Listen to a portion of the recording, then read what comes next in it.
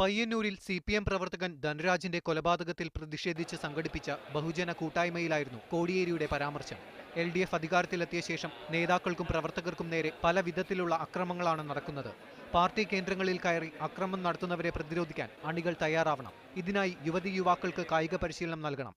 ഇവ ശത്രുവർഗത്തിന്റെ ആക്രമണത്തെ നേരിടാൻ കഴിയുന്ന വിധത്തിലുള്ള സംവിധാനം ഓരോ പ്രദേശത്തും ഉണ്ടാകണം.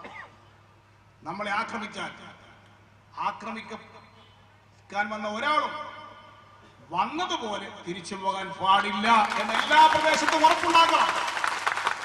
അതിന് സാധിക്കത്തക്ക വിധത്തിലുള്ള കരുത്ത് ഓരോ പ്രദേശത്തും നേരണം.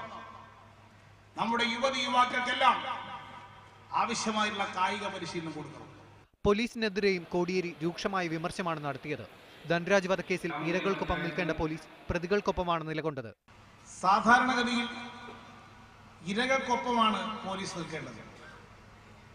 ഇവിടെ പോലീസ് പ്രതികൾക്കൊപ്പം നിൽക്കുന്ന സമീപനം അതൊരിക്കലും അംഗീകരിക്കാൻ സാധിക്കുന്നതല്ല. പാർട്ടിക്കെതിരെ നടക്കുന്ന എല്ലാവിധ വ്യാജ പ്രചരണങ്ങൾക്കെതിരെയും ജാഗ്രത പുലർത്തണമെന്നും കോടിയേരി പ്രവർത്തകരെ ഓർമ്മിപ്പിച്ചു. മീഡിയ 1 കണ്ണൂർ.